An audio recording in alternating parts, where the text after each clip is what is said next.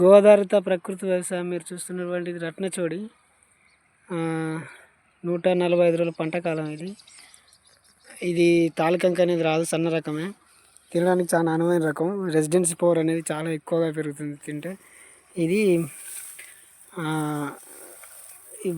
దేశీ విత్తనం. అంటే పురాతన వాళ్ళు అప్పుడు ఎట్లా అంటే పురాతన వాళ్ళ సైనికులు కానీ వీళ్ళు ఇటువంటి విత్తనాలతో వాళ్ళు భోజనం చేసేవాళ్ళు. అందుకే వాళ్ళు అంత ఇమ్యూనిటీ పవర్, వాళ్ళు మానసికంగా చాలా స్ట్రాంగ్గా ఉండేవారు. ఇప్పుడు మనం అంతా తినే భోజనం ఎటువంటిదంటే వైట్ రైస్, సన్న రకాలు, ఇవన్నీ సైంటిస్ట్ తయారు చేసిన ఇంప్రూవ్ సీడ్స్ అన్నట్టు. వీటితో మనం భోజనం చేయడం ద్వారా మన మానసిక స్థితి అంటే క్షణికావేశం, ఇప్పుడు బీపీలు, షుగర్లు, అంటే మన ఏదానికైనా కూడా మనం తట్టుకునేంత మన శక్తి మన బాడీలో ఇంప్రూవ్ కావట్లేదు. అంటే ప్రధాన కారణం విత్తనాలే. అంటే మన విత్తనాలతో, సరైన విత్తనాలతో భోజనం కనుక చేసినట్టయితే దేశీ విత్తనాలతో బాగుంటుంది. ఇది 6 ఫీట్లు, 5.5 నుంచి 6 ఫీట్లు హైట్ పెరుగుతుంది.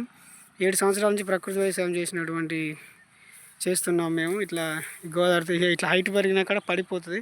కానీ పడిపోయినా కూడా ఒక గింజ రాలే అంటే పరిస్థితి ఉండదు. ఎవరికైనా విత్తనాలు కానీ రైస్ కానీ కావాలంటే మమ్మల్ని సంప్రదించవచ్చు. ఓకే, ధన్యవాదాలు.